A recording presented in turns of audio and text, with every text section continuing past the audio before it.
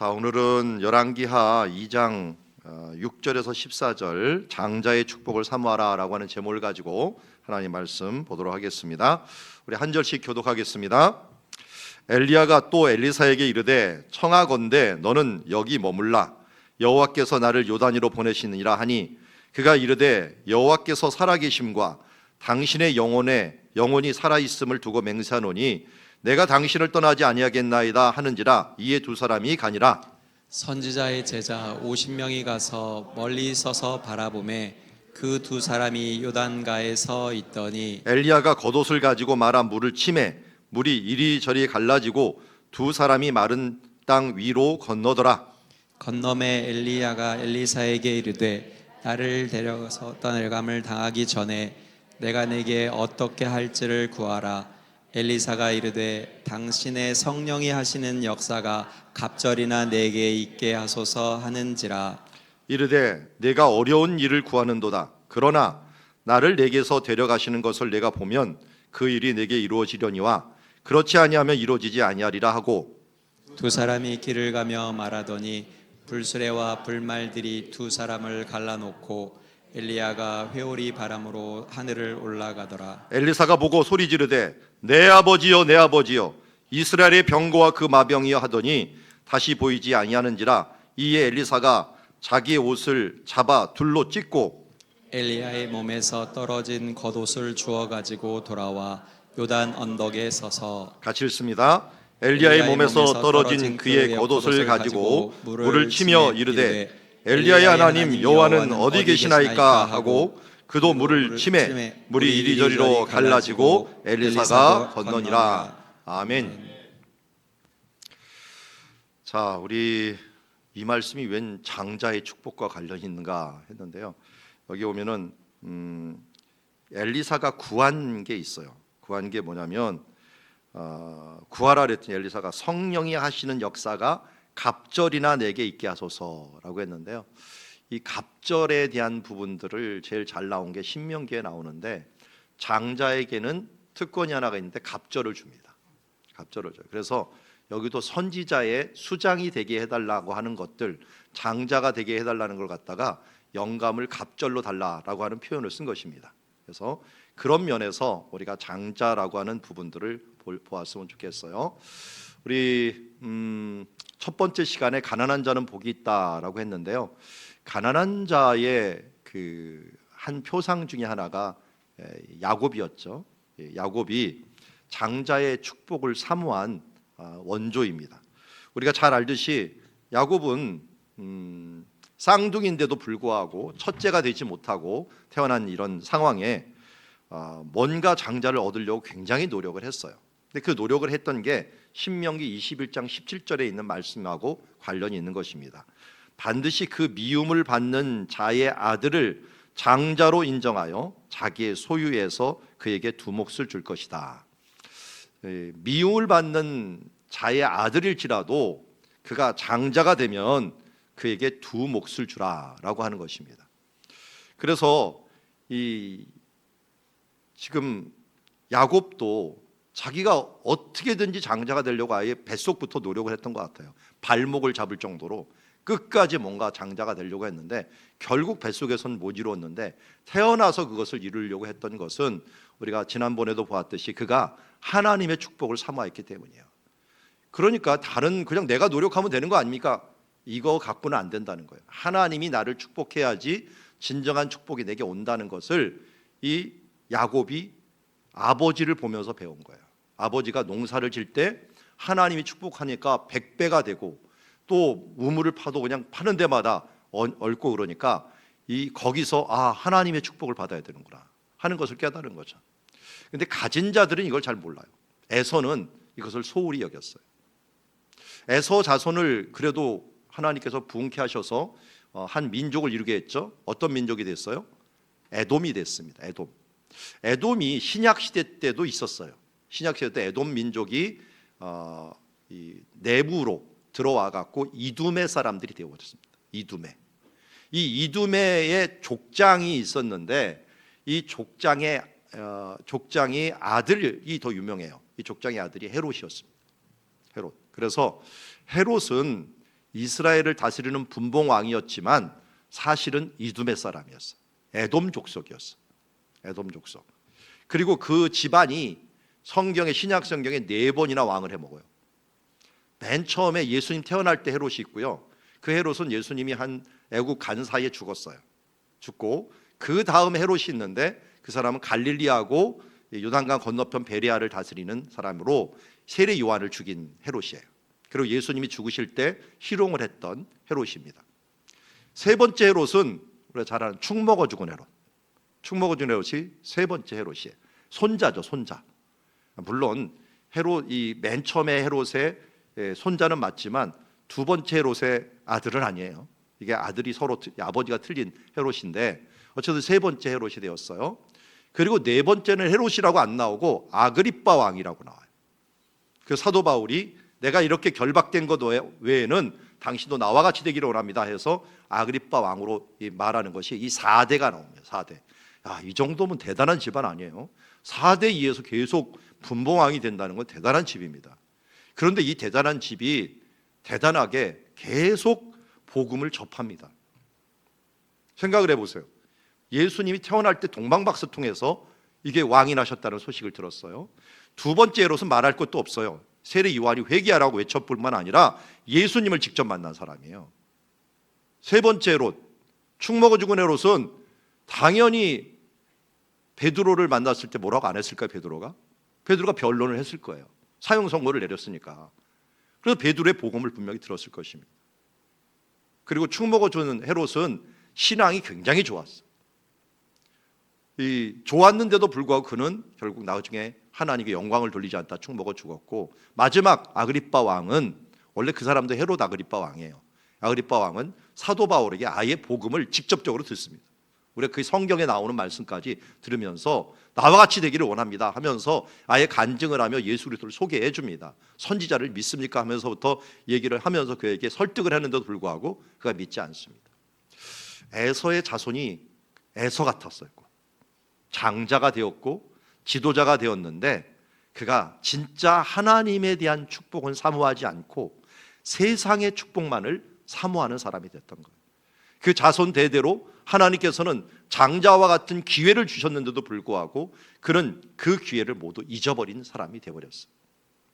여러분, 그래서 세상에서 잘 되고 잘 먹고 잘 사는 게 결코 하나님 앞에서 축복이 아니다라는 거예요. 지금 우리 세대가 축복받은 세대일까요? 그럼 왜 이렇게 자살률이 높죠? 왜 이렇게 우울한 사람들이 많고 정신병자들이 많죠?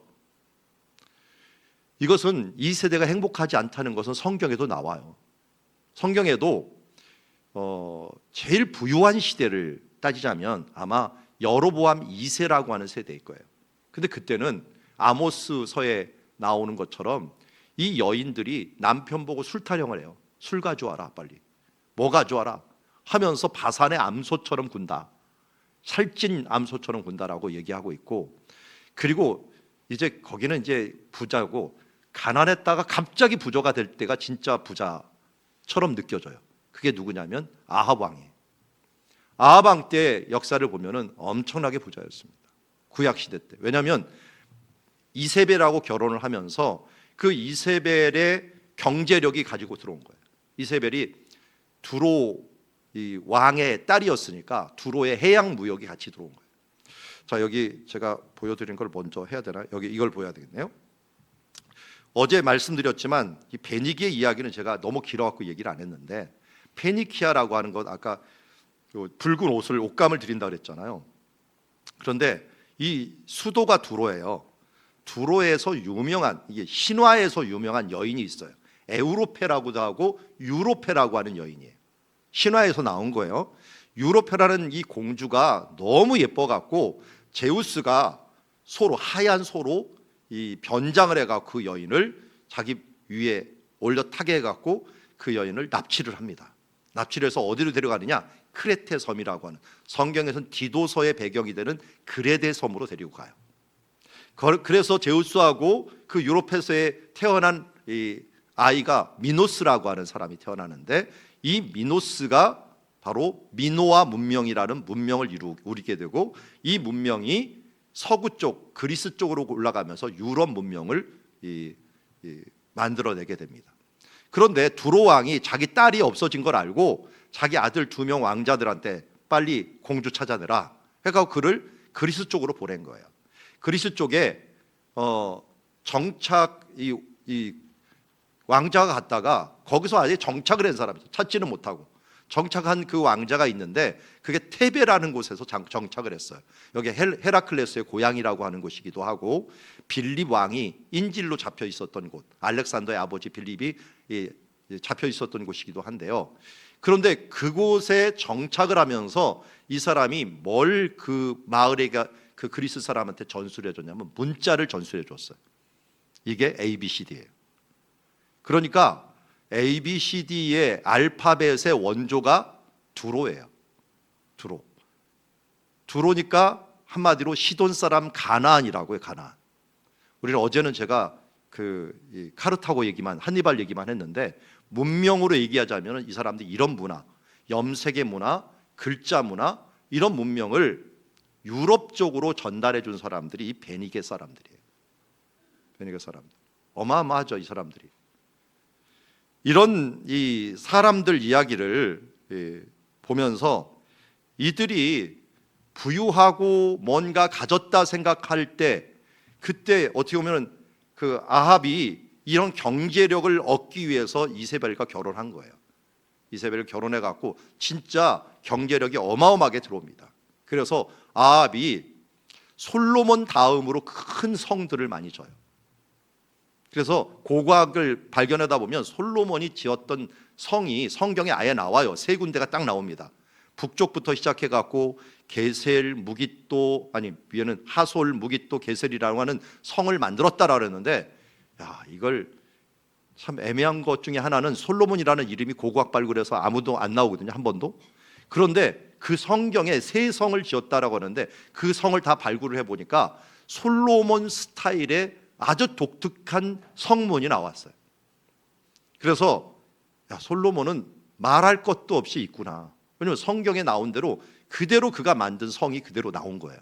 그런데 다른 성들보다 한 1.5배는 강하게 만들었어요. 강하게 만들었고 통일 왕국 시대 다윗 이후에 성을 얼마나 튼튼하게 만들었는지 발굴할 때도 그 이상으로 잘 만든 성이 없을 정도로 잘 나왔어요. 그런데 그만큼 잘 만든 사람이 누구냐면 아합 왕이에요. 솔로몬의 시대 때 무너졌던 그 위에다가 더 튼튼하게 만들었던 사람이 아합 왕이에요. 그런데 성경은 아합 시대가 가장 악한 시대라고 얘기를 합니다. 뭘 얘기하려고 하느냐? 물질이 풍요롭다고 선한 시대가 아니라는 거예요. 물질이 풍요로우면 더 악한 시대가 된다는 거예요. 그런데 우리는 대통령을 뽑거나 지도자를 뽑을 때는 잘 먹고 잘 살게 하는 사람도 자꾸만 뽑으려고 하죠. 그러다 보니까 더욱더 사회가 이상한 사회가 돼요. 원래 내 부모를 공경하라 해갖고 부모는 누가 공경하게 만들어야 돼요? 자녀가 공경하게 만들어야 돼요. 자녀들이, 성경에서도 이 자녀들이 부모를 책임지고 그 가족을 책임지도록 해놨는데 사실 사회복지가 발전하면서 국가에서 책임지도록 해버리는 시스템을 만들어 놓으니까 이상하게 성경적인 가족관이 깨져버리는 거예요. 그거 관여하지 말아야 돼요, 사실은. 또 우리가 아주 큰 실수를 하는 게 어제도 말씀드렸죠. 자녀 교육은 누가 해야 되는 거예요? 부모가 해야 되는 거예요. 신명기 6장에서도 자녀에게 부지런히 가르치라고 하는 말을 부모에게 줬는데도 불구하고 이상하게 학원 선생님한테 맡기고 담임 선생님한테 맡기고 그 버릇이 교회 와서도 그래요. 교회 와서도 교사들한테 알아서 왜 우리 애들을 이렇게 신앙교육을 잘 못 시켜? 아니 본인이 시켜야 될 거 왜 남한테 시켜요? 부모가 책임져야 될 부분이에요. 이런 하나님의 법칙을 어기면서 우리가 일어나는 거예요. 잘 보면 저도 우리 교회가 어린이들이 좀 많은 그런 지역에 있어요. 보면 처음에 보낼 때는 애들 어린이집 보낼 때 좀 안타깝게 보내요. 그 다음은 안 가면은 힘들어요. 이게 인간이에요, 인간. 우리 그렇대죠. 할머니, 할아버지들이 정말 반가울 때가 손주들이 올 때인데 더 반가울 때는 언제라고요? 갈 때가 더 반갑다고. 이게 편한 데는 한이 없어요. 그런데 우리가 책임이라는 게 성경에서 분명히 주어지는데 그것을 행하지 못할 때 문제가 생기는 것을 보게 됩니다. 이 에서의 슬픔이에요. 에서는 처음부터 가진 것이 있었고 그리고 그 뒤에도 좀 잘해갖고 머리 써갖고 왕이 되고 왕가를 이루었지만 그들은 결국 4대에 걸쳐서 복음의 기속적인 도전을 받았는데도 불구하고 세상의 욕심을 이기지 못해갖고 무너진 것이라고 할 수가 있습니다. 그래서 세상의 세 가지 욕심을 성경에서는 육신의 정욕, 안목의 정욕, 이생의 자랑이라고 했죠. 이것을 창세기 3장에서는 먹음직도 하고 보암직도 하고 지혜롭게 할 만큼 탐스럽기도 한지라 라고 말을 했고, 예수님도 그래서 사역을 시작하기 전에 이 세 가지 시험을 통과를 해야 됐어요.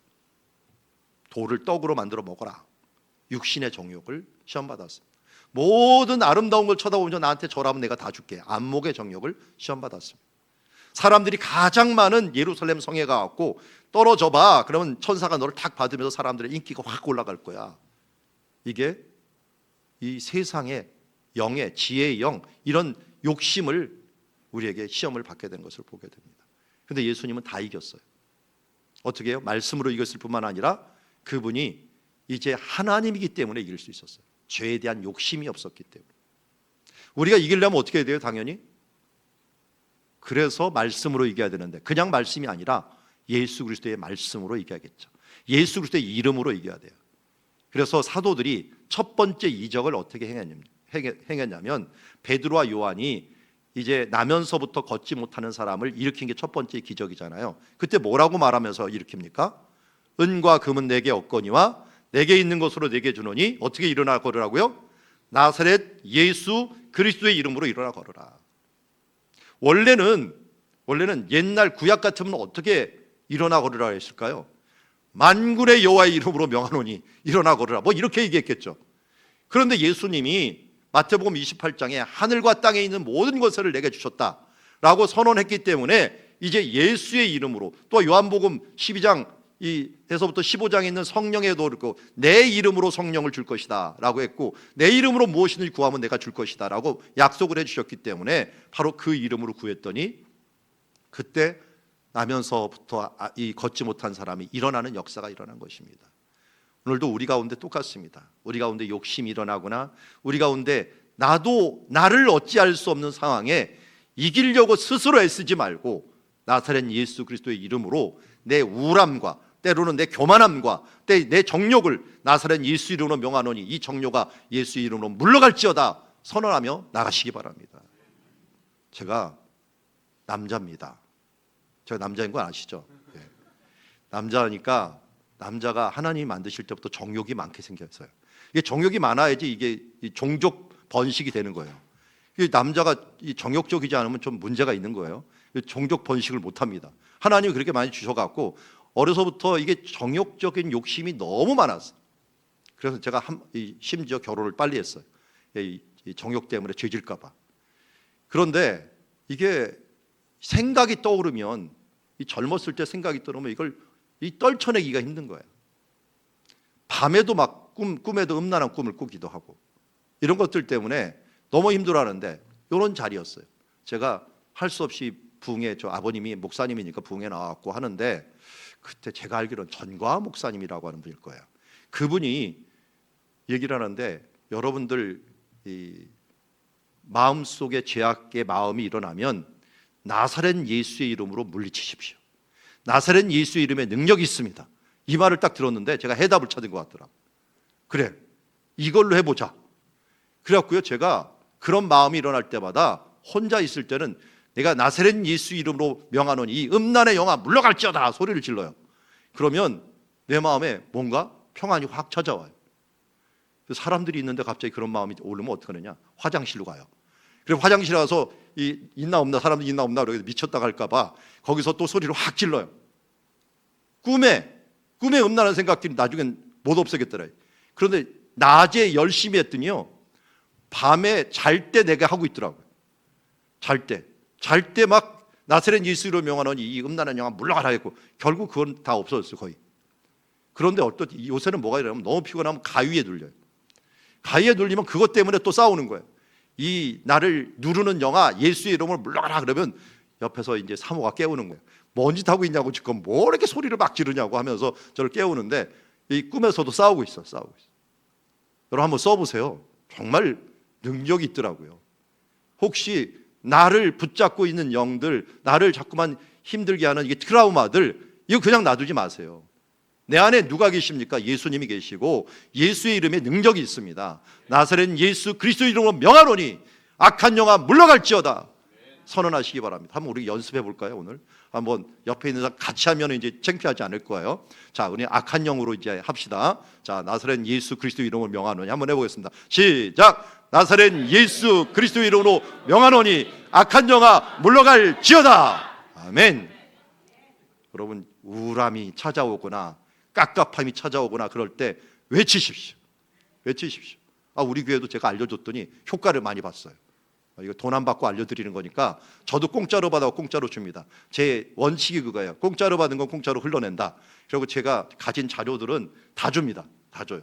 그래서 뭐 PPT 달라 그러면 다 주고, 그리고 제가 강의 오늘도 지금 그 통신대학원에서 강의하고 왔는데 미리 학생들한테 다 자료 다 줍니다. 주고 보고서 강의 듣고 또 필요하면 달라고 해라 해갖고, 그러면 무슨 일이 벌어지냐면 책임이 안 가리킨 책임이 나한테 없어져요. 내가 줬는데 너 안 가르쳤지? 그거 네 책임이야.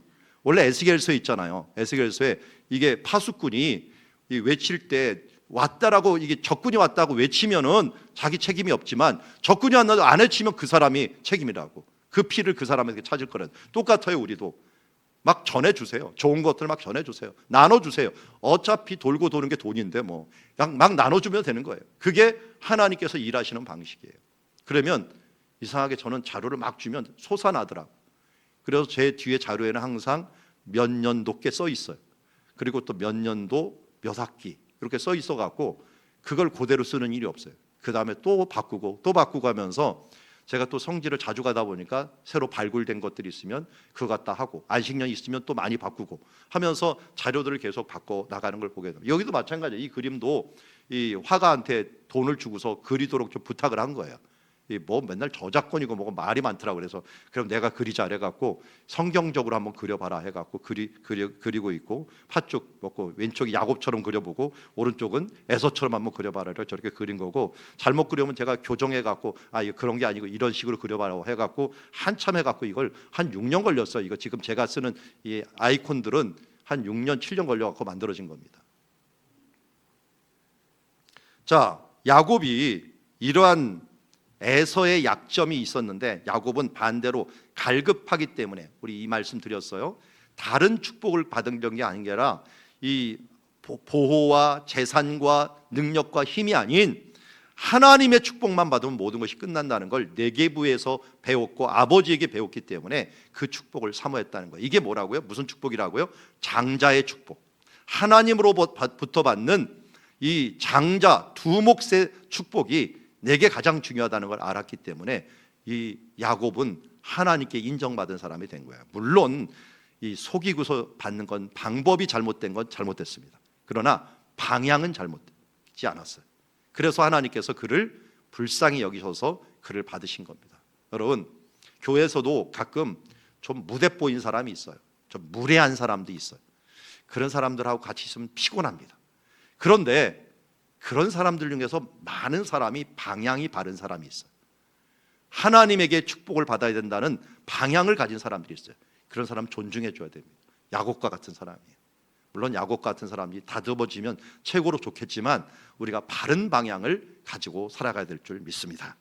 자, 이것이 이제 이 원조 장자의 축복을 받은 사람인데, 이제부터는 여러분들이 장자 축복을 받았는데 잘 모르는 사람 같은 사람들을 한 3명을 소개할까 합니다. 먼저 요셉이 장자의 축복을 받게 됩니다. 원래 야곱의 아들 12명이 있었죠. 12명 중에 장자는 이름이 뭐예요? 루벤이죠. 루벤인데 루벤이 장자의 명분을 잃어버립니다. 어떻게 잃어버렸느냐? 자, 이스라엘 있고 이렇게 있는데 나중에 이스라엘이 들어올 때 이 땅을 보면은 이 위에 동쪽으로 흐르는 동부고속도로 같은 게 왕의대로라고 부르고, 가운데 족장들이 많이 다녀갖고 우리나라 경부고속도로 같이 산지 위에 길이 있어요. 이걸 족장의 도로라고 부릅니다. 그리고 해변에 흐르는 곳을 해변길이라고 부르고요. 그리고 동서로 이어지는 네 가지의 도로 정도가 있는데, 이것을 중심으로 해갖고 지파들이 분배를 받았어요. 그 중에 루벤 지파는 장자로서의 자격도 이렇지만 이게 땅을 분배받을 때도 너무 급했어요. 장자답게 행동을 했어야 되는데 그렇게 행동하지 않았어요. 왜냐하면 요단강 동편은 가나안 땅이 아니에요. 요단강 동편은 요단강 건너가 만난다는 것은, 요단강을 건넌다는 것은 뭐예요? 바로 건넌다는 건 가나안 땅을 간다는 거예요. 가나안 땅, 천국을 간다는 것인데, 여기에서는 루벤, 갓, 므낫세 반지파는 안 갔어요. 그리고 동쪽의 땅을 차지하고 군인들만 보내갖고 정복 전쟁만 같이 하고 돌아와서 자기네들은 요단강 동편의 땅을 차지했는데, 여기는 가나안 땅이 아니에요. 하나님께서 주시고자 하는 땅을 가야 되는데 여기가 좋사오니 해서 거기를 받았는데 큰 실수한 거죠. 좋긴 좋은 땅이에요. 지금도 가면 요르단 땅 좋습니다. 그런데 무슨 문제가 있냐면, 전쟁이 일어나면 땅이 너무 평평해 갖고, 이 고원지대가 평평해 갖고요, 어디 올라가서 방어할 데가 없어요. 그래서 전쟁 나면 바로 뺏기는 거예요. 뺏을 때도 좋았지만 뺏길 때도 여지없이 뺏길 수 있는 땅이 바로 이 루벤, 갓, 길르앗 지역이라고 하는 이 므낫세 지파가 있는 곳이에요. 그걸 다 알았던 하나님이 요단강 건너가서 얻으라고 했는데, 고기 조금을 못 참아갖고 여기가 좋다고 해갖고 그것을 앞뒤 생각 안 하고, 여러분 머리 굴리지 마세요. 하나님 앞에 머리 굴려봤자 하나님의 1000분의 1, 10,000분의 1도 못 쫓아가요. 우리는 십자가가 미련한 것처럼 보여요. 어떻게 십자가를 싣고 11조를 내고 어떻게 교회 이 일주일에 한 번 이 황금 같은 주말을 갖다가 여기에 뺏길 수 있느냐, 이렇게 사람들이 이야기할 수 있지만 그건 굉장히 어리석은 일이에요. 왜? 하나님이 우리를 그렇게 만드셨어요. 그래서 주일날 쉬어야지 하나님이 거룩하게 되고 축복을 받을 수 있도록 그 날을 거룩하게 하고 축복을 만들어 주었어요. 그런데 우리는 그 날을 누리지도 못하고, 안식일에 이 광야에 있는 백성 보고 안식일에는 2배를 줄 테니까 안식일에 나가지 마라. 분명히 그 전날 2배를 줬는데도 그 앞에 나가고 또 망시를 당하고 있고, 그날 또 욕심을 부리고 뭘 하다가 또 징계를 받고 있고 하는 일들을 벌여요. 여러분, 유대인들이 11조에 갖고 망했나요? 세계에서 제일 부자 됐어요. 독일은 아예 일부러 11조를 걷어버리더라고요. 강제로. 믿는 사람은 우리 걷어갖고라도 했는데도 독일이 제일 잘 살아요. 요새는 기독교인이 너무 적어갖고 독일도 이제 무너지고 있는 중인데, 어쨌든 하나님의 법칙에 따라서 사는 사람들이 잘 살 뿐만 아니라 안정되게 살아요.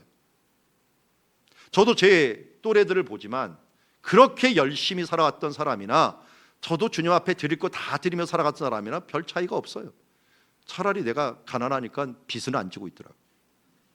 그 사람들은 뭐 투자한다고 빚을 한참 져놨는데, 뭐 빚질 게 저는 없으니까, 질 수가 없으니까 빚을 안 지고 차라리 속 편하게 살더라고요. 아니, 먹을 거 먹고 잘 거 자고 하는 그 정도만 있으면 됐지, 뭔 욕심을 부린다고 그렇게 하다가 결국은 이 아픈 대로 병원비로 다 들어가고 사고 쳐갖고 다 들어가고 주식 망해갖고 또 난리를 치고 해갖고 그렇게 사는 사람들 보면은, 하나님 먼저 그 나라와 의를 구하지 않으므로 잘 사느냐, 그게 아니더라고요. 제가 살아오니까 그래요. 저도 지금 뭐 나이는 많지는 않지만 59세니까 그래도 만 59세니까 적게 사는 건 아닌데, 어려서부터 교회 사람들 다 보고 살았잖아요. 제가 교회에서 자라왔으니까, 어렸을 때부터 깐나라기 때부터 어떻게 보면 우리 아버님은 교회에서 교회 옆에 방을 만들어 버리는 바람에 제가 교회 사람 다 보면서 살았어요. 저 사람 어떻게 되나 저 사람 어떻게 되나 보면서, 아, 이렇게 살면 이렇게 되는구나, 저렇게 살면 저렇게 되는구나 하는 것을 제가 다 보고 살아왔어요. 근데 이상하게 그의 나라와 그의 일을 구하는 사람들은 자손까지도 잘 돼. 그런데 이상하게 맨날 불평하는 사람, 원망하고 불평하는 사람은 뭐라고 부른다고요? 원불교인이라고 불러요. 이 원불교인들은 항상 문제를 일으키고 자손들도 계속 원불교인이 돼갖고 원망하고 불평하다가 결국 자손의 3대까지 망하는 걸 보게. 여러분, 불평하지 마세요. 광야에 있는 사람들 그러다가 망했어요. 작은 것에 감사하는 사람들이 그 자손들도 정말 감사하면서 신앙 안에서 붙어 있게 살다고 하더라고요. 그래서 미국에서도 저희 미국에 유학하신 목사님을 제가 우리 교회에서 한 부목회자로 있었는데 거기서 그런 일이 많이 일어난대요. 자녀들이 예수를 안 믿는데 거의. 왜 안 믿냐 봤더니 부모들이 교회 오는 길에 1시간 정도를 대부분 차 타고 왔다 갔다 하는데 그 차에서 교회 욕을 대바가지로 한답니다. 누가 어떻고 맨날 험담하다 보니까 아이들은 교회에 있는 사람들이 다 이상한 사람들이구나 이렇게 알아갖고 그들이 독립하면 교회를 안 다닌다는 거예요. 여러분 자녀를 망치지 마세요. 좋은 것을 얘기해도 아이들은 좋은 걸 잘 안 듣는데도 불구하고 안 좋은 거 얘기하면 더 많이 들으니까요. 그래서 여인들이 지기 쉬운 죄 중에 하나가 뭐냐면 수근수근한 죄. 그 수근수근하는 죄 있는 거 아시죠? 로마서 1장에 있습니다. 수근수근하는 죄. 남들 얘기하면 그렇게 재밌나 봐. 하긴 저도 들어보니까 재밌긴 해요. 그런데 너무 들으니까 좀 민망하더라고. 아니 그렇게 수근거리면 남들도 당신에 대해서 그렇게 얘기할 텐데 괜찮겠습니까? 하는 생각이 들더라고요. 결국은 자녀들이 문제가 생기더라고요. 다들. 제가 살아온 결과 그래요. 봐온 결과. 그러니까 하나님 앞에 감사의 삶을 사시기 바랍니다. 그래서 하나님의 뜻을 그냥 좀 너무 어렵게 생각하지 마세요. 데살로니가전서 5장에 나오는 게 항상 기뻐하라, 쉬지 말고 기도하라, 범사에 감사하라. 이는 너희를 향한 하나님의 뜻이니라. 하나님께서 합력하여 선을 이루시고 나의 삶을 대하드라마처럼 펼쳐가시면서 결국 하나님께서 최고의 것을 이루기 위한 선하심과 인자하심으로 나를 이끈다는 걸 믿는다면 우리가 해야 될 일은 딱 하나예요. 감사하는 거예요. 기뻐하는 거예요. 하나님과 함께 동행하면서 기도하면서 살아가는 거예요. 이게 하나님의 뜻이에요. 여러분 하나님의 뜻을 뭐 대단한 것처럼 해갖고 세상의 성공이요? 그거 하나님한테 하나도 안 중요해요. 하나님이 중요한 것은 동행이에요. 그래서 에녹과 노아가 하나님에서 최초의 의인으로 불렸는데 그 앞에 수식어는 딱 하나였어요. 하나님과 동행하더니. 하나님과 동행하는 것만큼 하나님이 기뻐하는 게 없어요. 여러분들 그렇지 않아요? 잘난 자식은 국가의 자식이라고 하고 조금 잘난 자식은 와이프 자식이라고 하고 못난 자식만 내 자식이라는데 못난 자식이 왜 내 자식이 되는지 아세요? 나를 떠날 수 없으니까 나와 동행해요. 근데 나중에 보면 그 못난 자식이 나에게 가장 큰 행복을 줘요. 왜냐면 나하고 같이 있잖아요. 그렇다고 애 안 시키겠다는 말 하지 마시고 하여튼 우리가 하나님과 함께 동행하는 이 일들이 하나님을 가장 기쁘게 하는 거예요. 자, 이 루벤 지파 참 안타깝습니다. 그런 면에서. 그런데 루벤 지파가 이렇게 벗어나면서 결국은 누가 떴느냐? 요셉 지파가 뜹니다. 요셉 지파가 어떻게 뜨느냐? 유다 지파하고 시몬 지파가 분배를 받을 때 맨 처음 받아요. 요단강 넘어서 그 다음에 요셉 지파가 받아요. 요셉 지파는 두 지파로 나눠져 있어요. 므낫세와 에브라임 지파. 그리고 그 사이에 베냐민과 단 지파가 받습니다. 제일 강한 지파는 유다와 요셉 지파예요. 요 사이의 완충지대 역할을 베냐민과 단이 합니다. 요걸 잘 아시면 성경 흐름이 보여요. 성경에 잘 보면 유다와 이 에브라임과 므낫세 요 둘 간의 경쟁이 은근히 많이 나옵니다. 나중에 왕국 이룰 때도 다윗을 치고 올라온 게 에브라임 지파의 여로보암이에요. 둘이 쌍벽을 이루는 지파들이에요. 남쪽과 북쪽. 그리고 조금 약한 지파들은 다 갈릴리로 갔어요. 갈릴리. 이 갈리는 이사갈, 스불론, 납달리, 아셀 이렇게 갔습니다. 그리고 단지파는 또 나중에 블레셋이 너무 세갖고 도망가느라고 저 북쪽으로 올라가는 바람에 갈릴리 지역에 5개의 지파가 몰리게 됐어요. 그러니까 못난 지파, 조상 잘못 만난 지파는 다 갈릴리로 간 거예요. 그래서 이름도 갈릴리예요. 갈릴리가 뭔지 아세요? 우리 전라도 사투리하고 딱 맞아요. 거시기예요. 거시기. 왜냐하면 그쪽을 부를 이름이 없어서 5개 지파를 다 부를 수도 없고 거시기 땅 있잖아요. 거시기 땅. 그래서 원래 갈릴리가 그 지역, 그 구역 뭐 이런 뜻이에요. 그러니까 뭐 말하기 힘드니까 거기 이렇게 말한 게 갈릴리예요. 그만큼 갈릴리는 이방인의 땅이요, 좀 사람들이 힘든 땅, 그 땅으로 사람들이 다 보냈어요. 근데 조상 잘 만난 에브라임과 므낫세와 유다는 가장 안전한 산맥 위에 딱 자리 잡아갖고 안전한 땅에 자리 잡게 된 것입니다. 그런데 왜 므낫세와 에브라임이 되었느냐? 요셉 지파라고 이야기하지 않고 에브라임과 므낫세가 되었느냐? 이건 우리가 창세기에서 온 야곱이 죽을 때 어떻게 했습니까? 두 아들을 불러갖고 축복을 하면서 이 아들은 내 아들이다 얘기를 해요. 그건 뭐냐면 장자의 축복을 준다는 거예요. 장자의 축복 아까 말했죠. 2배의 축복 준다 그랬죠. 그런데 여기서 장자로 두 몫을 주는데 역대상 5장 1절에는 아예 이걸 명문화 시켜버립니다. 장자의 명분이 르우반은 장자라도 그 아버지의 심상을 더럽혔으므로 장자의 명분이 이스라엘의 아들 요셉 자손에게 돌아갔다라고 합니다. 요셉 자손. 요셉 자손은 아들 2명이었는데 그럼 에브라임과 므낫세 중에 누가 형이에요? 므낫세가 형이에요. 므낫세가 형이니까 이제 장자 지파가 됐으니까 므낫세가 장자가 돼야 될 거 아니에요. 그런데 야곱이 죽을 때 어떻게 축복을 해버렸어요? 이렇게 축복을 해버린 거예요. 오른손이 이쪽을 간 거예요. 원래 오른손 이렇게 갈 줄 알고 요셉이 여기다가 므낫세 세워놓고 여기다가 에브라임 세워놨어요. 그런데 이렇게 되면서 오른손이 에브라임에 가고 이렇게 가면서 한 거예요. 아마 야곱이 한이 졌던 것 같아. 둘째에 대한 한이 졌는지 이렇게 하는 바람에 갑자기 에브라임이, 그래서 요셉이 막았죠. 아버님 그게 아니고 얘가 장남입니다 하면서 이게 나도 안다 해갖고 이렇게 축복을 해버린 거예요. 그러는 바람에 졸지에 에브라임이 장자가 돼버린 거예요. 아니 이게 그냥 둘이 있었으면 문제인데 장자 지파가 되는 바람에 이 둘 간에 누가 서열이 위냐가 그게 중요하게 돼버린 거예요. 그래서 하나님이 또 그 에브라임 지파에서 출중할 인물을 만들어 주셨죠. 그 사람이 여호수아죠. 여호수아가 모세 뒤를 이어서 될 정도로 그를 충분히 훈련시키면서 에브라임 지파가 장자 지파로서 그 중에서 이 여호수아가 나옴으로 말미암아 여호수아는 정말 출중한 인물이에요. 죽을 때까지 참 사심 없이 모든 일을 한 사람이에요. 심지어 나중에 땅을 분배하려고 하는데 에브라임 지파가 이 유다 지파 보니까 좀 세민한 거예요. 우리보다 더 많어. 우리는 너무 적어요. 그런데 유다 지파에는 도시들도 많았는데 에브라임 지파에는 도시들도 별로 없어. 산밖에 없어. 그랬더니 여호수아가 뭐라니까? 살림을 개척해라. 살림을 개척하면 된다. 나쁜 땅은 아니니까. 근데 저도 에브라임 가봤지만 너무 골짜기가 깊어요. 산이 너무 깊어. 그런데 나중에 여호수아가 어디 가서 사느냐? 딥낫세라라는 곳이 가는데 여기 에브라임의 임자라고 하는 그 글자 있는 그 근처가 아주 깊은 산골인데 자기가 글로 가요. 그쪽으로 가서 그걸 개척하면서 여생을 마쳐요. 그의 동급이었던 갈렙은 저 유다에 있는 최고의 도시인 헤브론에 가서 딱 떡덩거리고 사는데 여호수아는 더 출중한 인물은 저 산골에 가고 산지 개척하면서 살아가는 그 모습을 보여요. 이 정신이 참으로 대단합니다.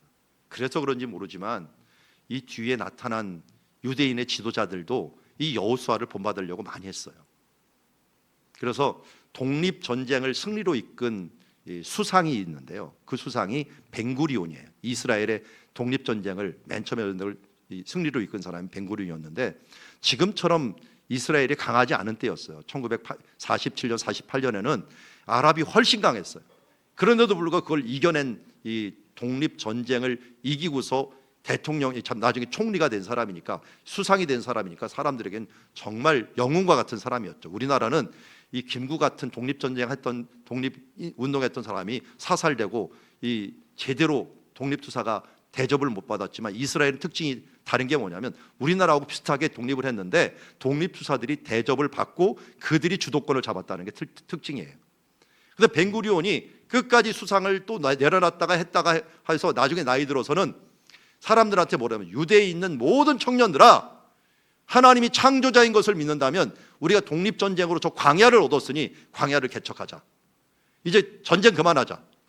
이 정도면 됐다. 광야는 버려진 땅이라서 아랍 사람들이 이런 사람들은 잃어버리고도 아무렇지도 않았어요. 너무 넓었는데 뭐 사람들이 살 수가 없으니까 그냥 뭐 니네 가져. 쓸데없는 땅인데. 그런데 그 광야를 개척하기 위해서 벤구리온이 이 수상을 그만두고 바로 내려갑니다. 지금도 그의 무덤은 광야에 있어요. 그 덕택에 뭐가 생겼는지 아세요? 최고 좋은 유량을 내고 최고 좋은 우유를 만드는 곳이 광야에서 가능했어요. 그래서 지금도 광야의 욥바다라고 하는 곳이 있는데 거기에서는 최고 좋은 우유가 나와요. 아니 어떻게 광야에서 그런 우유가 나옵니까? 역발상을 한 거예요. 광야에 가면 일단은 병균이 없다. 광야니까 병균이 없죠.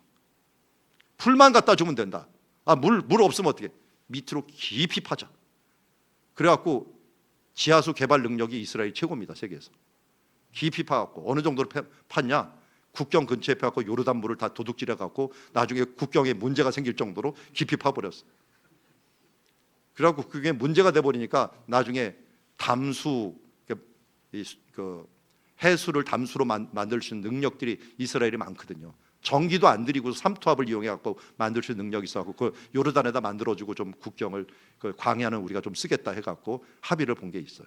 그만큼 이들이 그 역발상을 통해서 건강한 소를 만들어 갖고 이 청정소 그렇게 만들어 갖고 최고의 우유 유제품을 만들어 버렸어요.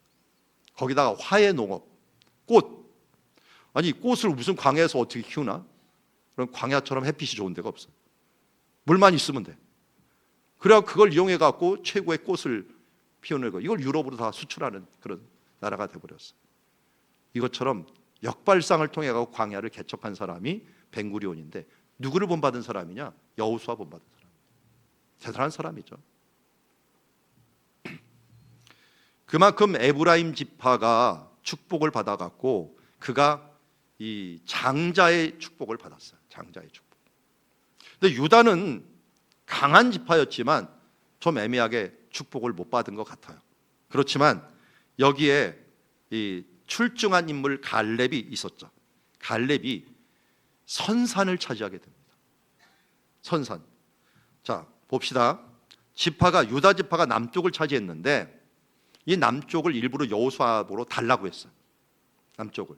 이 산지를 내게 주소서 하면서 달라고 했는데 여기에 헤브론이 있는데 헤브론에는 막벨라 굴이라고 하는 곳이 있어요.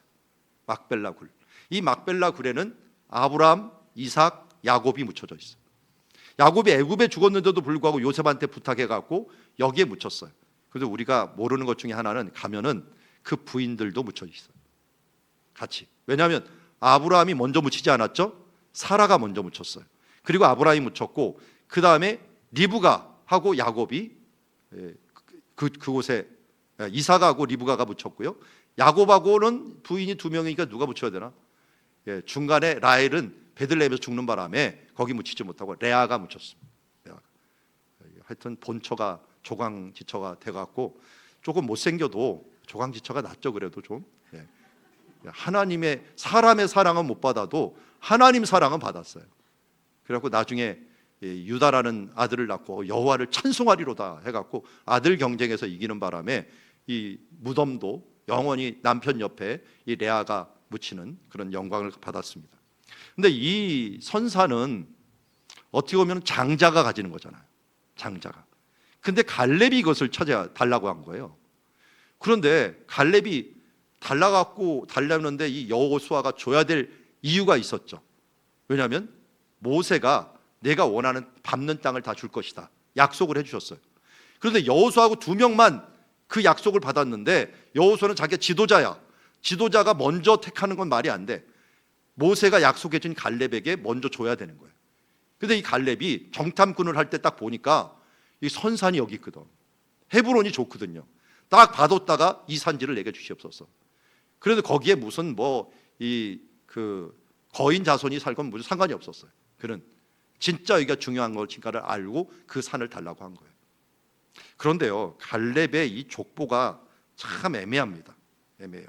여기가 유다를 유다 산지라고 하고 에브라임이 강했기 때문에 에브라임 산지, 이쪽을 갈릴리 산지, 이쪽을 또 길라 산지라고 4개 산지가 있었는데 여기에서 이 갈렙을 말할 때 민수기 32장 12절에 오면은 그나스 사람, 어떨 때는 그니스 사람이라고 얘기하는데 여분네의 아들 갈렙이다라고 얘기를 해요. 창세기에서 이 그나스라는 족속을 얘기를 해요. 그게 창세기 36장 15절인데요. 거기 보니까 에서 자손 중에 족장은 이러하니라. 에서 자손이에요. 에서 자손. 에서의 장자가 있는데 엘리바스입니다. 엘리바스의 자손으로 쭉쭉쭉 나오다가 그나스족이 있어. 그러면 여기 있는 갈렙은 어느 족속이라는 거예요? 에서 자손이라는 거예요. 에서 자손. 에서의 자손 그나스족인데 아니 이 사람 왜 유다 족속에 들어와 있어요? 양자로 들어온 거죠. 굴러 들어온 거예요. 어떻게 되면. 여러분 혹시 아시나요? 출애굽할 때 이스라엘 백성만 나간 게 아니에요. 이스라엘 백성과 허다한 잡족들이 함께했다라고 얘기하고 있어요. 한마디로 이스라엘 민족의 대표라고 하면 여호수아고요, 허다한 잡족의 대표는 갈렙이 돼버린 거예요. 이 두 개가 같이 나왔는데 다 믿음의 자손으로 와갖고 맨 처음에는 이들이 잘 안 합쳐졌어요. 그러다가 나중에 기브롯 핫다와라고 하는 그곳에는 온 사람들, 잡족들 중에, 외국인 들어온 사람들 중에 불평을 한 거예요. 고기 좀 달라. 그 고기 좀 달라고 해갖고 불평이 일어나는 말에 하나님이 메추라기를 막 쌓일 정도로 줬는데 대신에 실컷 먹고 죽이게 한 거예요. 그리고 하나님이 자비로워요. 잘 먹고 죽게 했으니까 먹구나 죽어라. 그래갖고 탐욕의 무덤들이라 해갖고 실컷 먹고 죽었어요. 그때 주동을 한 사람들이 잡족들이에요. 이때부터 사람들이 그 잡족들을 어떻게 대하겠어요? 너희 때문에 우리 죽었다. 왜 욕심을 내고 죽냐? 이렇게 했는데 조금 있다가 가서 머문 장소가 하세롯이라고 하는 장소인데, 여기서 모세가 자기 아내가 죽었는지 그건 모르겠는데 80이니까 죽었을 수도 있죠. 아내를 새로 얻는데 그 사람이 어떤 여인을 얻어요? 구스 여인을 얻어요. 구스 여인은 까만 흑인 여인을 자기 아내로 얻는단 말이에요. 이 사람은 누구예요? 잡족 중에 하나예요. 같이 온 이방 다른 민족인데 이 여인을 자기의 아내로, 이건 전략이에요, 전략. 그러니까 옆에 있는 아론과 미리암이 왜 그 사람을 얻어갖고 우리 지금 레위 사람 중에서 너희 가족들 중에서 없더냐 하면서 왜 그렇게 얻느냐라고 했는데 하나님은 모세 편을 들어요. 모세처럼 온유한 사람이 없다. 왜 모세 보고 온유하다고 얘기했을까요? 이게 품은 거예요. 잡족들이 자꾸만 소외를 당하고 힘드니까 차라리 아내를 얻을 때에는 그 잡족 중에서 한 명을 딱 품으면서 그들이 함께 이스라엘 쪽으로 양자로 쑥 흡수돼서 들어오는 거예요. 그 다음에 이름이 나온 사람이 갈렙이에요. 갈렙은 그 전에는 나오지도 않았어요. 그런데 그 다음에 정탐꾼을 할 때 그니스 족속이 유다 자손의 대표로 나간 사람이 바로 갈렙인데, 이 사람은 분명히 에서 자손인데 어떻게 유다 자손의 대표가 돼버린 거예요. 굴러 들어온 돌이 박힌 돌을 빼버린 거예요. 왜냐하면 더 믿음이 좋은 거예요. 어느 정도로 믿음이 좋느냐? 12 정탐꾼 중에서 여호수아는 뭐 워낙 믿음이 좋으니까 제껴놓고 그 중에서 최고였어요. 그 믿음의 눈으로 바라볼 수 있는 눈을 가진 것. 갈렙도 이름이 좀 특이해요. 여러분, 갈렙이 원래 영어로 보면 칼렙 이렇게 들어요. 칼렙. 칼렙이라는 말을 이스라엘 가서 얘기를 하면은 칼렙 그러면 사람을 쳐다보지 않고 개를 쳐다봐요. 개를 갖다가 칼렙이라고 불러요. 아니 근데 이름을 갖다가 개라고 짓는 일도 있나요? 하긴 옛날에 우리는 개똥이라고 했죠. 좀 더 심하게 줬죠, 개똥이라고. 한마디로 이 이스라엘의 지금 개똥이에요, 개똥이. 이 개똥이가 굴러 들어와서 믿음으로 눈 위로 바라보기 시작하면서 또 나중에 45년을 기다렸다가 이제 가나안 땅을 차지하는데, 그때 얼마나 나이가 됐겠어요? 저 40에 만약 이 정탐꾼을 갔다면 40이 더 있으면 85세가 됐을 거예요. 거의 모세 나이 정도가 됐는데 그 나이에 아직도 이 힘이 있어갖고 내가 저 거인족을 무너뜨릴 것입니다 하면서 헤브론 땅을 달라고 부탁하는 것들은 얼마나 대단한가 하는 것들을 알 수가 있어요. 그가 꿈이 있다 보니까 지치지도 않았던 것 같아요. 한마디로 개똥이가 꿈을 꾼다 보니까 지치지도 않는 꿈을 가지고 그가 바라보았는데, 그 꿈이 어느 정도의 꿈이냐? 어느 정도의 꿈이냐? 이 산지를 내게 줘서 하면서 이 선산을 꿈꾼 거예요. 이 선산은 누가 가지는 곳이라고요? 장자가 가지는 것이가 자기가 뭘 꿈꾼 거예요? 장자의 꿈을 꾼 거예요. 실제 장자가 아니에요. 그것도 외국에서 들어온 잡족에다가 양자가 됐는데 또 어떻게 다 보면 족장이 됐어요. 족장이 돼도 대단한데 이걸로 만족하지 않았어요. 얼마나 사모했는지 여기서 나는 이스라엘의 장자가 될 거야, 하나님의 최고의 축복을 받는 장자가 될 거야 하면서 선산을 달라고 그런 거예요. 선산을. 그러니까 실질적인 장자가 되겠다는 거예요. 이 정도는 돼야지 꿈을 꾸는 사람이 아닐까요? 야곱이 꿈꾸었던 이 하나님의 축복을 이 갈렙은 더 강력하게 꿈을 꾼 사람이라고 할 수가 있어요. 그의 시작은 정말 미약했지만 그의 마지막은 이렇게 산지를 달라고 해갖고 결국은 이 헤브론에 있는 막벨라 굴을 얻으면서 이 선산을 얻게 되었습니다. 이걸 지키기 위해서 온니엘이라는 사위를 둬갖고 또 처음 사사를 만들어내기도 하고요. 결국 갈렙의 꿈은 이루어졌을까요? 안 이루어졌을까요? 여기서만 끝난 게 아니라 장자가 되려고 했잖아요. 장자가 됐어요, 안 됐어요? 지금 이스라엘인이라고 부릅니까? 유대인이라고 부릅니까? 유대인이라고 부르죠. 왜 그렇습니까? 북이스라엘이 멸망하고 나중에 유다 사람만 살아남았기 때문에 그래요. 그래서 다윗, 예수님 다 유다 족속이잖아요. 결국 장자가 돼버렸어요. 실질적인 장자가 됐어요. 갈렙이 꿈꾸던 것이 결국은 온전히 예수 그리스도를 통해서 이루어진 것을 보게 됩니다. 여러분, 꿈은 원대해야 됩니다. 하나님의 향한 꿈을 꿔야지 세상에 있는 꿈을 꿔봤자 아무 필요가 없어요. 하나님 앞에서 내가 정말 믿음의 명문가를 이루겠노라 하는 마음을 가지고 꿈을 꾸고 그 믿음의 장자가 돼갖고 앞장서 일할 때 하나님께서 역사하시는 줄 믿습니다. 그래서 믿음의 명문가를 저도 한번 목회하면서 찾아봤더니 참 별로 없더라고요. 3대 4대 잘 믿는 가족이 없어요. 그런데 창세기밖에 없더라고요. 창세기에 아브라함, 이삭, 야곱, 요셉밖에 없더라고요. 그러면서 이들은 비밀은 뭘까 봤더니 유목민이에요. 가진 게 없어. 소유하지 않아. 그러다 보니까 뭐만 소유해? 하나님만 소유해. 하나님께 초점을 맞추도록 만들어 놓은 거예요. 그러고 보니까 레갑자손이 나오더라고요. 레갑자손은 요나답부터 시작을 해갖고 이 요나답 때는 예후와 함께해서 혁명을 일으켜갖고 이 1등 공신이 된 사람이에요. 나라를 이루는. 이 사람이 그냥 그 자리에 있었으면 1등 곳에 뭐 관리 하나 해먹었을 거예요. 그런데도 그는 나왔어요. 왜? 예후를 보니까 이 금송아지 안 없어요. 개혁 제대로 안 해. 나와버렸습니다.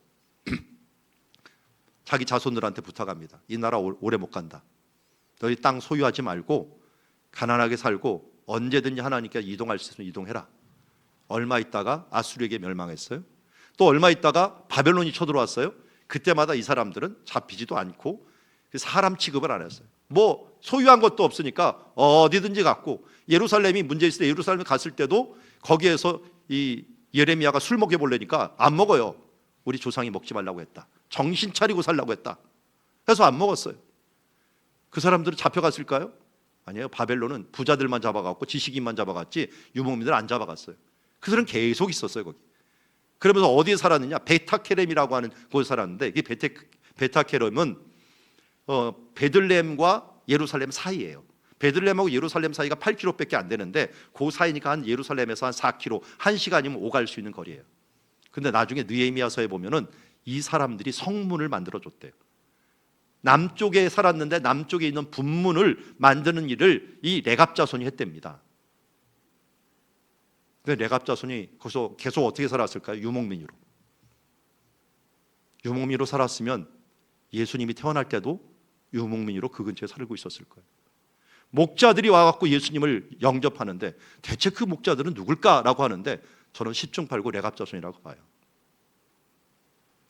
하나님이 약속을 했거든요. 내가 여호와 앞에 설 자가 끊이지 않을 것이다. 예레미야를 통해서 약속을 했는데 그것이 어떻게 보면 이루어지는 장면이 아닐까 봅니다. 여러분, 동방박사는 예수님이 최소한 태어난 데 40일 이후에 와요. 왜냐하면 40일 이후에 정결 예식을 하라고 예수님이 그 예루살렘에 올라가거든요. 누가복음에 보면. 그러니까 태어날 때 온 게 아니고 태어날 때 온 사람은 목자들밖에 없어요. 그 뒤에 한참 뒤에 동방박사가 온 거고요. 그만큼 이 가난하게 살았고 이 그야말로 하나님을 믿고 그 믿음에 충실했던 사람들이 명문가를 이뤘다고. 다른 명문가 해봤자 뭡니까? 재벌이 되어서 뭐 하겠습니까? 하나님 나라에서 이 신앙의 명문가가 돼야겠죠. 그래서 여러분들이 자손에게 재산 물려주고 그래도 집 하나는 사줘야죠. 또 그래도 뭐 이 결혼 비용으로 한 1억은 줘야죠. 이거 걱정하지 마세요. 주시면 하는 거고, 진짜 물려줘야 될 것, 자녀들을 계속 주입을 시키십시오. 뭘 물려준다? 내가 물려줄 수 있는 최고는 신앙이다, 영생이다, 하나님의 말씀이다 하는 것을 계속 주면서 아이들에게 뭐 받으면 받는 거지만 굳이 그것에 초점을 맞추지 말라는 거예요.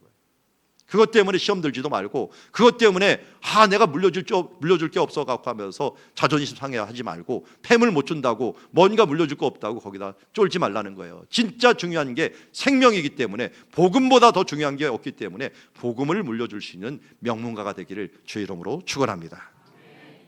자, 이제 아까 본문에 보았던 엘리사입니다. 엘리사는 오늘 본문에 봐도 사람들이 계속 그를 보고 따라가지 말라는 거예요. 맨 처음에 길갈이 이제 두 군데가 있었는데요. 이 산지 위에 길갈이라는 곳이 있어요. 거기서 엘리야가 이제 오지 말라는 거예요. 나 지금 하나님께서 어디 보내시니까 오지 말라는 거예요. 근데 엘리사가 계속 따라가요. 또 베델에 갔는데 이 베델에서는 심지어 선지자들이 학교가 있어요. 선지자 학교들이 예언하는 사람들이에요. 당신 선생님 어디 갈 거니까 따라가지 마세요. 근데 엘리사가 계속 안 돼요. 나도 안다. 나도 안다. 말하지 마라. 끝까지 다는데 여리고에도 갔는데 또 가지 말라는 거예요. 엘리야가 오지 좀 마라. 나 안다. 그리고 선지자들도 막 얘기해요. 가봤자 필요 없다. 나도 안다. 이게 뭘까요? 왜 이렇게 굳이 따라가는 걸까요? 나중에 보니까 그게 알게 되었죠. 여러분, 혹시 예언한다고 하는 사람들한테 현혹되지 마세요. 가끔 기도원 원장님들 이런 분들 와가지고 우리 교회도 옛날에 그런 분이 있었어요. 아니 멀쩡한 우리 교인들 데리고서 왜 갑자기 뭐 예언한다고 뭐 하고 이거 하는데, 여러분 예언의 말씀이 있는데 뭘 예언을 해요? 알아봤자 도움이 안 되니까 하나님이 안 주는 것들이 더 많아요. 여러분 아는 게 좋을까요? 모르는 게 좋을까요? 여러분 알면은 다 해이해질 거예요. 모르는 게 어떨 때는 좋을 때가 있어요. 하나님께서 모르는 것들을 감춰놓은 것을 일부러 알려고 하지 마세요. 그러나 하나님이 알려준 것은 우리가 반드시 알아줘요. 알려준 건 뭐예요? 특별 계시로 우리에게 주신 성경 말씀이에요. 그것에서 원리를 알려주고 그것에서 우리가 어떻게 살아야 될지 알려주는데, 그거 아는데도 너무나도 힘든데 괜히 뭐 그 다음날 무슨 일어날 거다, 어디 가면 뭔 일어날 거다. 여러분 뭐 점쟁이들이 그러죠. 물에 가지 마라, 뭐 산에 가지 마라, 뭐 이런 말을 하는데, 이게 세상의 점들은 뭘 하지 말라는 게 많아요. 그리고 그것에 대해서 사람을 우울하게 하고 힘들게 만들어버려요. 눌러버려요. 그런데 우리는 예수님 뭐라 해요? 증인되라고 해요. 증인되라고, 나가라고 얘기를 해요. 함께 모여가 은혜 받고 너는 충전해갖고 나가라고 얘기를 합니다. 성경 말씀 행하고 발견하고 하는 것도 바빠 죽겠는데 뭘 그런 것까지도 신경을 씁니까? 사실 사도 바울도 그렇고 엘리사도 그렇고 계속 사람들이 하지 마라 하는데 그가 계속 해요. 왜 그랬을까요? 이 사도 바울도 올라가면 큰일 난다, 잡힌다. 그래서 끝까지 올라가요. 왜 그랬을까요? 여러분 아는 것보다 중요한 게 사명이에요. 사명. 하나님의 사명이 우선이에요. 앞길에 뭐가 있느냐가 중요한 게 아니라 이것을 가야 되느냐 말아야 되느냐의 사명이 더 먼저예요. 그렇기 때문에 그 사람들이 무슨 예언을 하고 뭘 얘기하던 간에 이것이 하나님이 가라고 하는 올바른 길이다 생각하면 무조건 그 길을 가야 돼요. 그 어려움이 있다고 하면 그러면 고맙습니다. 어려움이 있는 거 내가 각오합니다. 그런데 사도 바울이 아예 전도여행 때 얘기했어요. 하나님 나라에 가려면 많은 고난을 겪어야 된다. 여러분 앞으로 천국까지 가기 전까지는 엄청난 어려움들이 앞으로 계속 있을 거예요. 아니 예수 믿으면 어려움이 없을 것 같았는데, 아니 그런 사람이 어디 있어요? 여러분 대학 들어가는데 대학 시험 안 보고 가는 사람 있어요? 그런 사람들을 부정입학이라고 합니다. 천국 부정입학하지 마세요. 천국 가려면은 고난을 많이 받아야 돼요. 그렇지만 고난을 받으면 받을수록 상급이 커요. 영원한 상급이 크단 말이에요.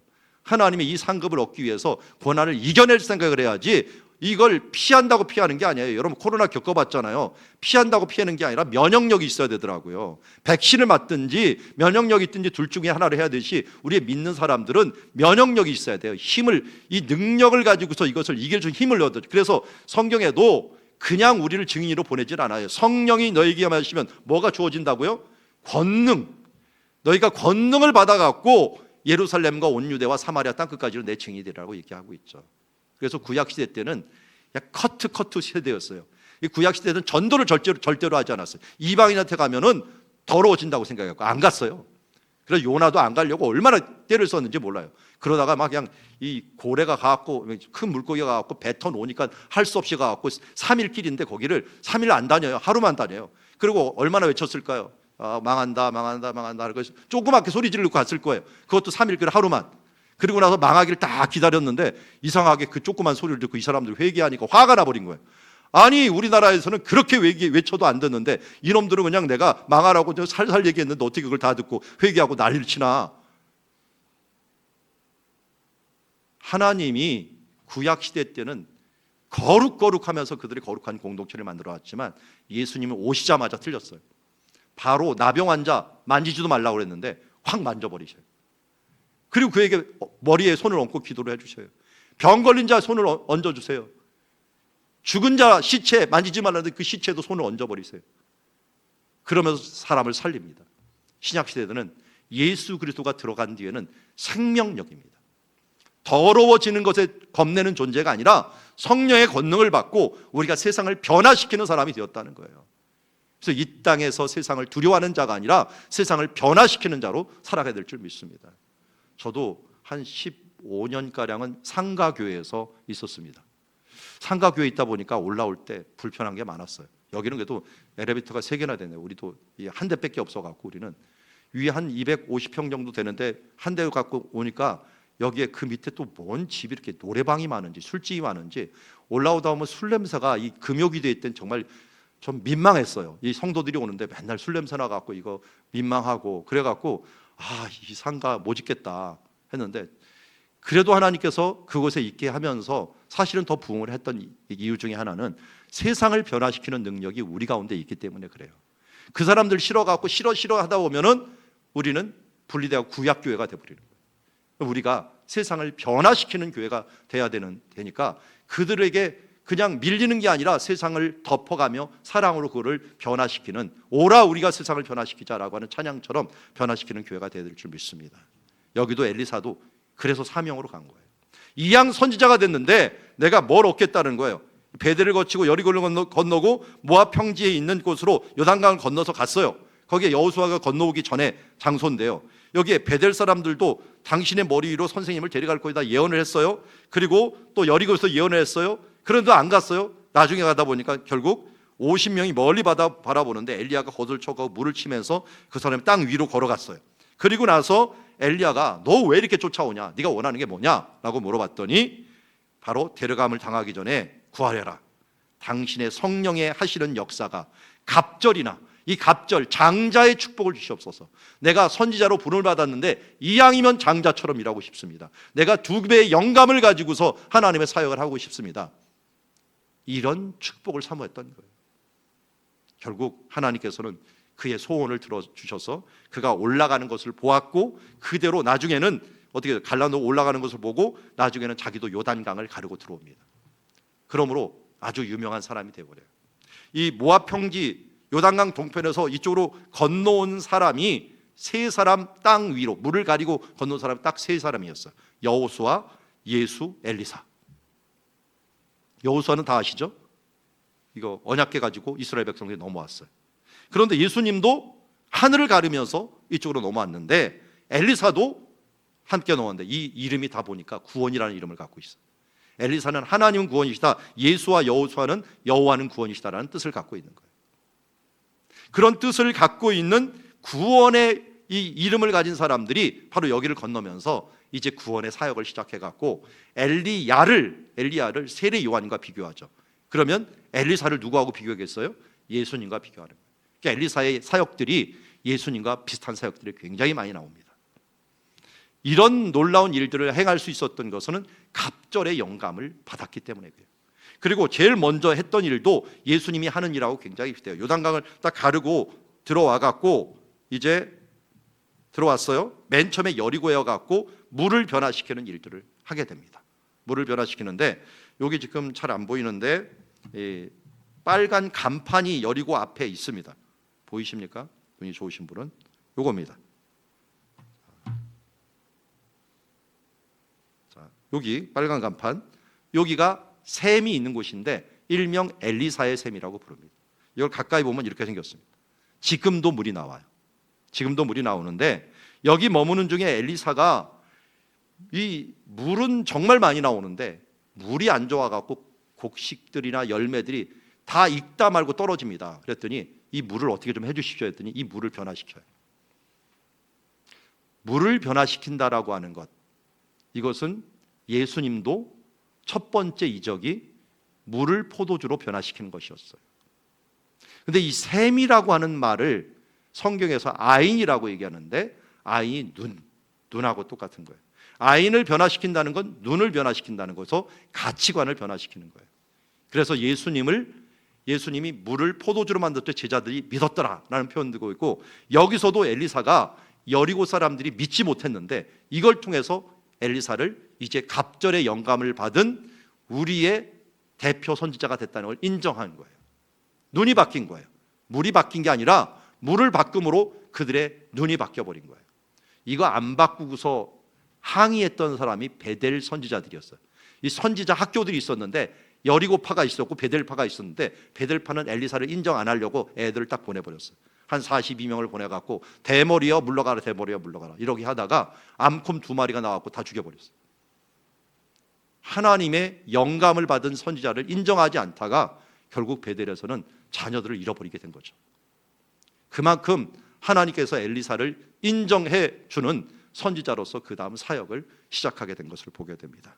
이처럼 하나님 앞에 갑절의 영감, 하나님 앞에 장자의 축복, 이왕이면 내 분야에서는 하나님 최선의 것으로 나를 써주시옵소서라고 우리가 기도해야 됩니다.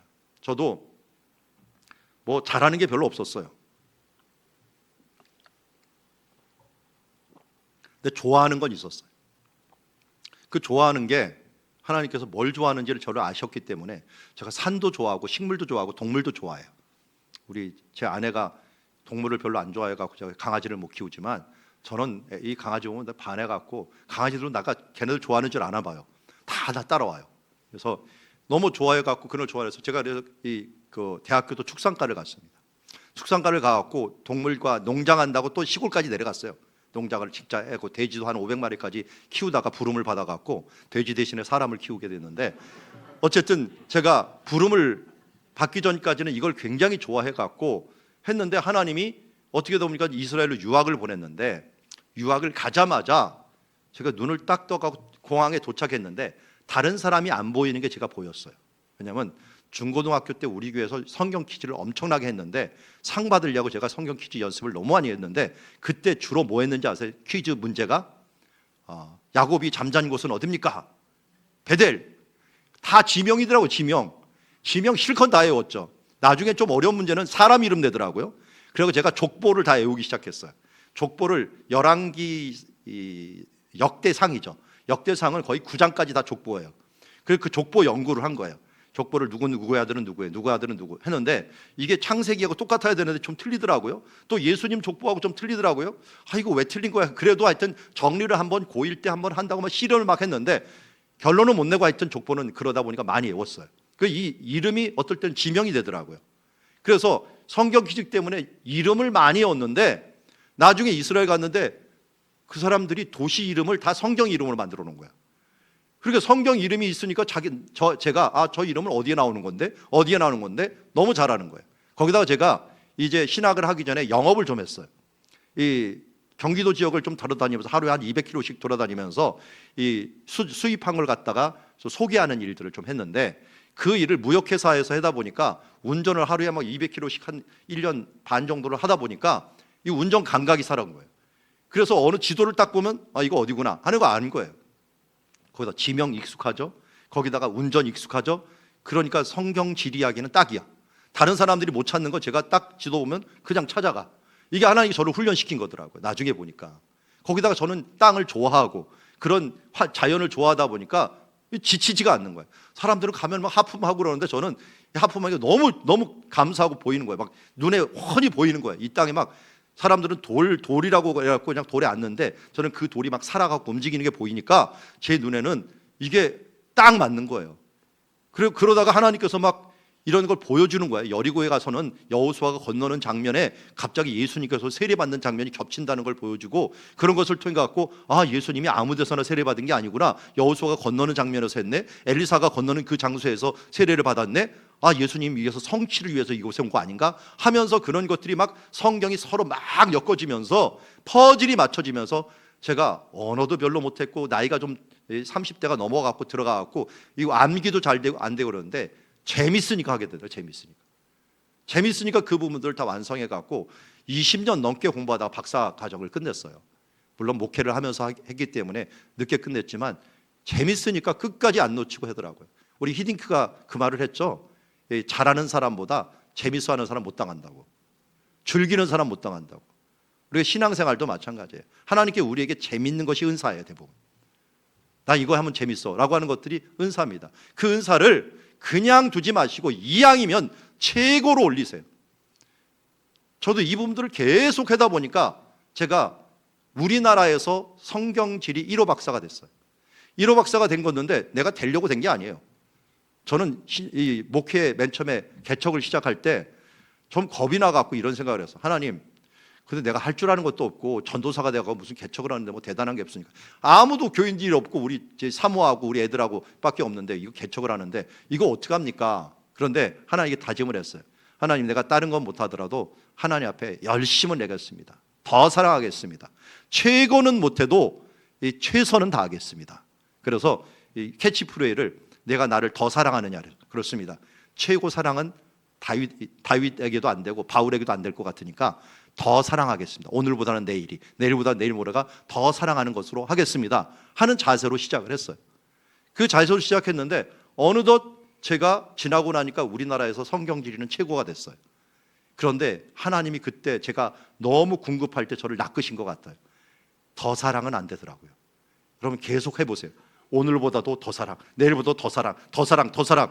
이게 얼마나 힘든지 그거 다 집어놓고 내가 그 베드로가 내가 나를 더 사랑하느냐라고 물었던 그 장소에 가면 맨날 눈물을 흘리면서 회개 기도하고 있어요. 지금도 이스라엘 가면 거기 가서 회개 기도해요. 하나님 죄송합니다. 더 사랑하지 못해갖고 내가 더 기도해야 되고 더 말씀 보고 더 간절해야 되는데 근데 오늘보다 내일이 더 간절해야 되고 더 열심히 해야 되는데 그렇지 못했습니다. 여러분 최고는 쉽더라고요. 어떻게 보면 어느새 내가 최고는 돼 있더라고요. 근데 최선은 끝이 없더라고요. 그게 하나님이 우리에게 요구하는 것이기 때문에 항상 주님 앞에서 부끄러울 뿐이에요. 겸손할 뿐이에요. 그게 바로 우리가 장자의 축복을 사모한다는 게 아마 이런 마음이 아닐까 하는 생각을 가지게 됩니다. 자, 오늘 마지막으로 소개해 드릴 분이 하나 있습니다. 어머니입니다. 어머니. 여기 어머니를 크게 써놨죠. 근데 누구의 어머니냐? 세베대의 아들의 어머니다. 그런데 세베대의 아들이 누구예요? 야고보와 요한이에요. 야고보와 요한. 이 세베대는 갑부였습니다. 어느 정도 갑부였느냐? 배를 몇 척이나 갈고 있는 사람이에요. 우리나라로 치자면 아마 김영삼 대통령 아버님격 정도가 됐을까요? 선주. 이게 배가 많은 사람이었다가 얼마나 갑부인지 예루살렘 대제사장도 알았어요. 그에게 뭔가를 많이 줬는지 대제사장 집 문지기도 요한을 알고 있었어요. 그래서 요한복음에 보면은 이 예수님의 사랑하는 제자가 그 대제사장 집 들어갈 때 그 문지기한테 얘기하고 베드로를 들여보내줘요. 그만큼 영향력이 있는 사람이었어요. 그러니까 야고보와 요한이라고 말하는 것보다는 거기 이건희 회장 아들 이렇게 하면 끝나는 거예요. 여기 세베대의 아들 이런 사람이었어요. 근데 그 부인이니까 급이 있겠죠. 급이 있어요. 나중에 이렇게 족보를 따지다 보면 이 여인의 이름이 살로메예요. 살로메고 이 여인을 또 따지다 보면 예수님의 어머니의 이모가 돼요. 참 이모가 아니라 예수님의 이모가 돼요. 이모격이 돼요. 이건 뭐 밝히기에 위해서 성경 몇 구절 한 4구절 보면 아는데요. 하여튼 그렇게 됩니다. 그만큼 가까운 거예요. 친척에다가 부자에다가 이런 사람이 와갖고 예수님한테 절까지 하는 거예요. 그 조카한테 절하는 거잖아요. 조카한테. 그렇게 할 수 있었던 이유가 뭡니까? 마리아한테 들었겠죠. 어떻게 임신이 됐고 뭐 어떻게 했던 특별한 사람인 걸 알고 능력도 보고 이때는 거의 예수님의 능력이 최고조로 이룰 때거든요. 막 죽은 자도 살리고 했던 그런 능력이 나오니까 예수님이 어떤 분이냐 아니까 그 앞에 절까지 하면서 뭐라 하냐면 나의 이 두 아들을 주의 나라에 하나는 우편에 하나는 좌편에 우의정 좌의정 앉혀달라고 하는 거예요. 한마디로 뭐예요? 축복을 주는 거예요. 장자의 축복을 달라는 거예요. 에브라임과 므낫세처럼 장자를 좀 삼아달라고 하는 거예요. 어머니가 이 정도는 해야죠. 근데 예수님이 거절은 안 해요. 아마 이 세베대의 아들 어머니가 예수님 여비 엄청나게 됐을 거예요. 부자니까 돈 얼마나, 이게 아들도 제자가 또 수제자로 따라다니는데 돈을 엄청나게 냈을 거예요. 거절할 수 없었을 거예요 아마. 그런데 뭐라고 얘기합니까? 너희는 너희가 구하는 것을 알지 못하나이다. 못하니나 내가 마시려는 잔은 너희가 마실 수 있느냐. 그런데 그들은 멋모르고 마실 수 있다는 거예요. 예수님의 마시는 잔은 뭐였어요? 십자가였어요. 다른 사람을 위한 죽음이었어요. 결국 이들은 마실 수 있다라고 말하는 바람에 그렇게 됐죠.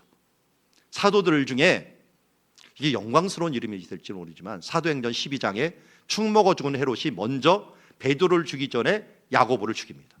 그래서 성경에 공식적으로 순교자로 나타난 제자들 명단의 첫 명단이 야고보입니다. 다른 건 다 외경이나 전통이고, 가룟 유다처럼 목매달아 죽은 사람이 있는 반면에 야고보처럼 순교한 사람이 있는 거예요. 영광의 이름이죠. 그리고 우리가 잘 알듯이 제자들 중에 마지막 죽은 사람이 누구예요? 요한이죠. 그러니까 야고보와 요한이 처음과 알파와 오메가가 되어버린 거예요. 장자와 같은 이 감싸 안는 예수님의 그 시대를 마감하는 사람이 되었고, 예수님의 사도의 시대를 시작하는 첫 인물이 돼갖고, 그야말로 어머니가 그렇게 말했지만 우리는 이것이 축복이 아닌 것처럼 얘기하지만 하나님은 이것을 축복이라고 보는 거죠. 제 아들이 베들레헴에서 태어났습니다. 베들레헴 예수 태어나자마자 그 다음날 바로 예수님 탄생 장소에 가갖고 거기다 딱 올려놓고, 하나님 태어났습니다. 이틀 만에 간 거예요. 바로 퇴원시켜 주더라고요. 그리고 그 옆에 또 예수님 구유에 누워놓고 또 사진 한 장 찍고, 그리고 조금 있다가 저희 아버님이 우리 교회 분들을 데리고 와갖고 이 세례를 받아야 되는데, 거기 목사님이 침례교 목사님이라서 유아 세례를 안 줘. 그래서 제가 요단강에 갔어요. 마침 우리 애 세례 해달라고. 그래서 요단강에서 세례 받았습니다. 그런데 거기 있는 담임 목사님 아이가 갑자기 심각한 얼굴로, 그러면 얘는 베들레헴에서 태어나고 요단강에 세례 받았으면 십자가에 죽어야 되는 거야? 이렇게 했다는 거예요. 근데 그 사모님이 이런, 그렇게 하면 어떻게 해? 그런데 그게 이놈이라고 해야 될 것인가 말 것인가 좀 애매해져. 지금 이 어머니가 그런 심령이에요. 이 순교와 마지막을 하는데 이게 웃어야 되나 말아야 되나 하는 애매한 건데, 하늘나라에서는 뭐예요? 영광스러운 일이죠. 영광스러운, 한 명도 탈락하지 아니하고 그냥 처음과 마지막을 이루는 장자의 축복과 같은 이 축복을 받은 것을 보게 됩니다. 자, 오늘 우리 말씀을 마무리합니다. 야곱도 그 축복을 받을 수 있는 비결은 장자의 축복을 사모했기 때문에 그렇습니다. 갈렙도 마찬가지입니다. 갈렙도 야곱과 반대되는 건 에서였죠. 가진 것들을, 세상의 것을 놓지 못하다가 결국은 망하는 자들의 삶을 살았고요. 갈렙은 그야말로 처음에는 정말 미약했죠. 이 에서 사람으로서 그는 이 에돔 사람이었던 이 헤롯과는 완전히 다른 길을 갔어요.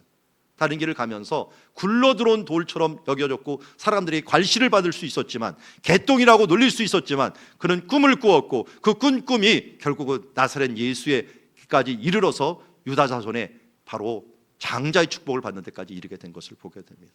명문가를 이루게 되었어요. 이제 엘리사도 마찬가지였습니다. 자기가 받은 사명에 대해서 최고의 조로, 최고의 갑절의 영감을 가지고 일할 수 있도록 하여서 하나님 나라를 위해서 귀하게 쓰임받는 것을 보게 되었습니다. 우리가 가장 가까운 것은 아마 세베대의 어머니일 것입니다. 세베대 아들들의 어머니. 우리는 우리 자녀들을 어떻게 키워 나가고 다음 세대를 어떻게 세워 나가시려고 합니까? 그들에게 십자가를 두려워하지 아니하고 하나님 나라의 상급을 받는 자들로 살아나가는 그런 자녀로 세워나가는, 그래서 장자의 축복이 계속되어서 신앙의 명문가를 이루어나가는 우리 소풍교회 성도들이 되기를 주의 이름으로 축원합니다. 기도하겠습니다. 하나님 아버지, 우리가 이 땅에 살아가야 될 이유가 무엇입니까? 하나님의 영광과 또 하나님의 뜻을 이루기 위하여 하는 것 아닙니까? 여호와의 기업을 세우는 것이 아니겠습니까? 하나님, 여호와의 기업이 자꾸만 무너져 가고 있습니다. 주님, 우리 가운데 이 사모함이 없음으로 말미암아 무너지는 것은 아니겠습니까? 야곱처럼, 갈렙처럼, 엘리사처럼, 세베대의 아들의 어머니처럼 주님 장자의 축복과 하나님의 거룩하고 선한 것을 사모하며 살아가는 우리들 되게 하여 주시옵소서. 예수님의 이름으로 기도드리옵나이다. 아멘.